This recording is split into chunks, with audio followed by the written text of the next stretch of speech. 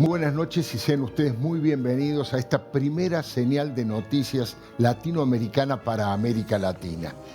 Decirles que en Argentina es un día muy especial porque estamos muy cerquita de una fecha emblemática como el 2 de abril, 43 años del desembarco de Argentina en Malvinas, así comenzó la guerra.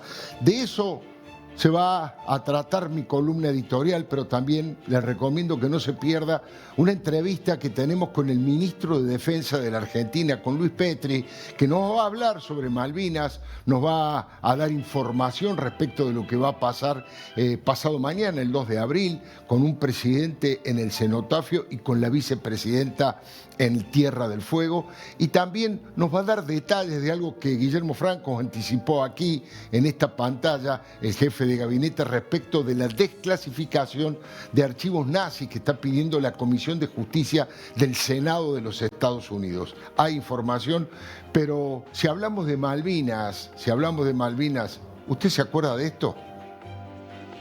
Si quieren venir, que vengan, les presentaremos batalla.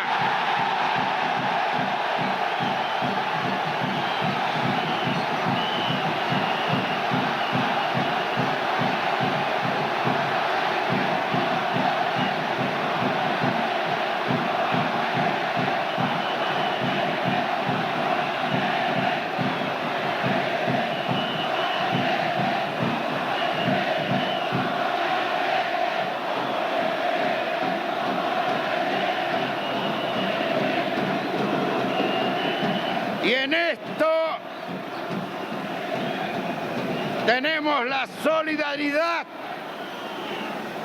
de varios pueblos americanos que están decididos a dar batalla con los argentinos. Le confieso que prefiero no hablar de personajes como Leopoldo Fortunato Galtieri, el hombre de la dictadura. Prefiero rescatar el valor y el coraje de los soldaditos, de aquellos argentinos, por ejemplo de Gavino, ¿no? Gavino se ganaba unos pocos pesos cosechando tabaco y vendiendo sandías. Es que no hay muchas otras fuentes de trabajo en ese pueblito. Colonia Pando hoy tiene alrededor de 500 habitantes. ¿Se imaginan lo que sería en 1982? Poco antes de la guerra de Malvinas? Gavino llegó cabalgando su tordillo negro a la casa familiar y se abrazó con sus 7 hermanos, con su padre que le había regalado ese caballo maravilloso y con Elma, su madre del alma. El corazón se le salía por la boca, por la emoción, por supuesto, y también un poquitito del miedo. Jamás un correntino de ley confesaría su temor, pero Gavino, todo para él era todo novedad, todo incertidumbre. Lo convocaban a luchar contra los ingleses. Tenía muy poca instrucción militar y hasta sus ropas no eran las adecuadas para semejante clima y semejante desafío. Le cuento un dato. La única foto que se sacó Gavino en su vida fue cuando salió por primera vez de Franco. Su corbata, la chaqueta militar y el birrete con la escarapela argentina clavada en el medio. Allí lo estamos viendo. Su madre lo abrazó profundamente, le deseó toda la suerte del mundo y puso unos pocos pesos en el bolsillo y le dijo: «Tomá, Cambacito querido, tal vez te sirva para algo». Cambacito es el diminutivo de Cambá, que en guaraní es una forma cariñosa de decirle negrito.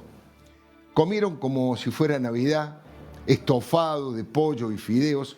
La pobreza todavía no le había arrebatado a la familia numerosa Ruiz Díaz la posibilidad de almorzar en forma nutritiva, por lo menos una vez por día. Doña Elma, con una mezcla de orgullo y de pánico, vio irse a su soldadito rumbo al cuartel. Tenía un saco azul con botones de madera que ella misma le había tejido. Los integrantes del Regimiento de Infantería 12 de Mercedes se diseminaron en una franja estratégica en la defensa llamada Pradera del Ganso o Goose Green, como le decían los Kelper. El Cambacito Gavino apenas vio cómo venía la mano, le escribió una carta a su vieja como una premonición. Le dijo textualmente con letra temblorosa: «Mami, si Dios me levanta en este lugar, si ya no regreso, no llore, porque estoy luchando por la patria. Doña Elma hoy se aferra a esos dos papeles como si fuera el cuerpo de su Cambacito Gavino, la carta amarillenta y la foto con birrete. La noche del 28 de mayo de 1982 fue una pesadilla de fuegos quemantes y dinamita que caía del cielo y aniquilaba soldaditos. Hubo 50 muertos y más de 140 heridos. Fue la batalla de Goose Green. Los ingleses primero batieron con bombardeo aéreo la zona y después cayeron los paracaidistas que están entre los profesionales mejor preparados del mundo. Llegaron los paracaidistas a terminar con todo tipo de resistencia. Gavino combatió como un guerrero, resistió con su fusil y con sus pocas municiones. El héroe de Colonia Pando se quebró en llanto al ver a su compañero de trinchera degollado por una maldita esquirla. Siguió disparando escondido, pero finalmente el correntino corajudo regó con su sangre esas tierras argentinas. Y ahí quedó Gavino.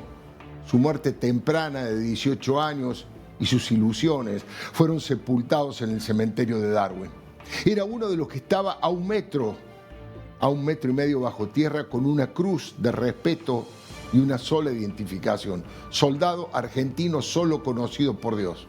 Un anónimo Cambacito, un anónimo correntino puso el pecho por todos y entregó su vida por millones de argentinos, pese a que el país solo le había dado privaciones y aislamiento. Su madre nunca pudo tolerar esa idea de no saber qué fue de su cuerpo, ¿no? En un viaje que hicieron los familiares, dejó un rosario y unas flores azules de papel en una tumba.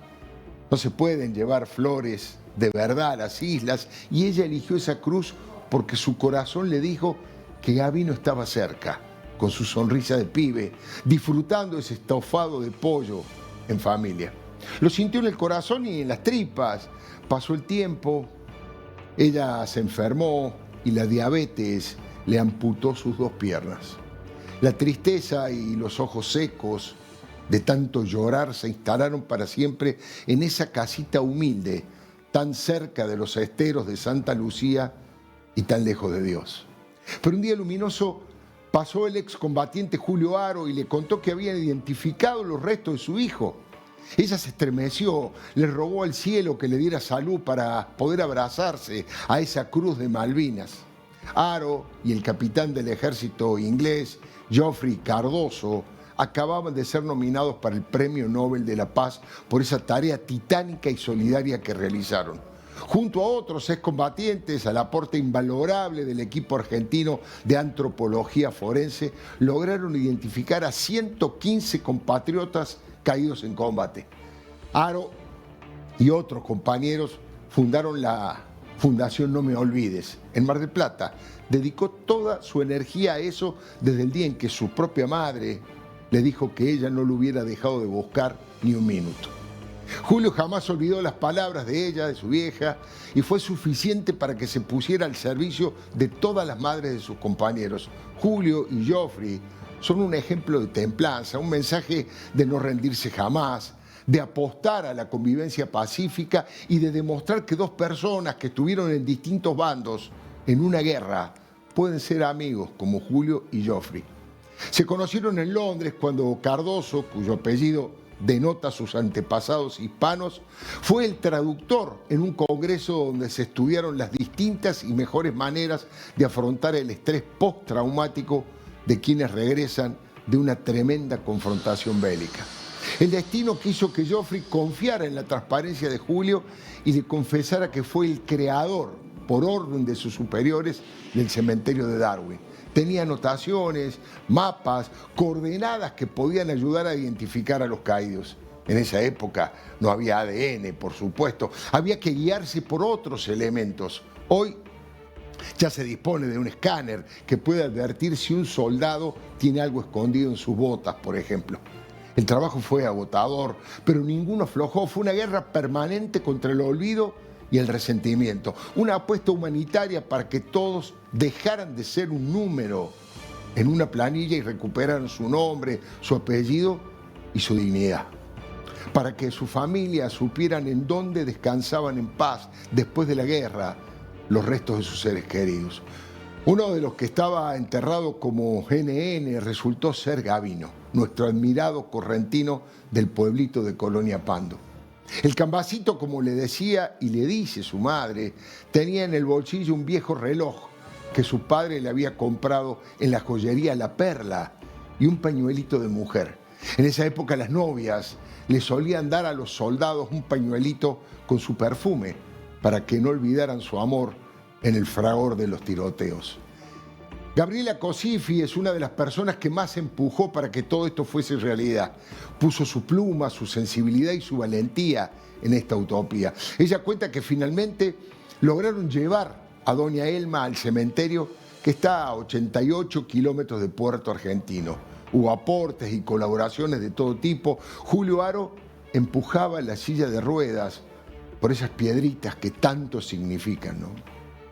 Elma llegó y se abrazó a una cruz blanca que estaba al lado de la tumba en la que ella había sentido que era la de su hijo. Estaba cerca el Cambacito. Me latió fuerte el corazón en este lugar, dijo Elma entre lágrimas. Mire, los ingleses le pusieron protocolo y respeto a semejante momento, todos formados y uniformados alrededor de ella. La trompeta ejecutaba The Last Post y ese sonido cruzaba el viento. Un teniente de aviación inglés, con su traje camuflado de combate, que además es sacerdote, se arrodilló ante Elma y rezó con ella. Era conmovedor ver ese gigante soldado inglés de casi 2 metros abrazado a la madre de un soldado argentino. Ambos lloraban. En ese preciso instante Malvinas se transformó en una herida y también en una esperanza. Una llaga abierta y un gesto de hermandad entre seres humanos sin distinción de nacionalidades. Elma se quedó un par de horas ante la tumba de Gavino. Cuando se fueron, su cara tenía cierta paz espiritual. Julio Aro le dijo que Gavino no iba a morir mientras todos nos acordábamos de él. Y eso es lo que estamos haciendo ahora, no olvidar. Como dice Alejandro Lerner, madre, me voy a la isla, no sé contra quién pelear. Tal vez luche o me resista o tal vez me muera allá. Creo que hace mucho frío por allá. Hay más miedos como el mío en la ciudad. ¿Qué haré con el uniforme cuando empiece a pelear con el casco y con las botas? Ni siquiera sé marchar. No hay mal que no venga al hombre. No hay Dios a quien orar. No hay hermanos ni soldados. Ya no hay jueces ni jurados. Solo una guerra más.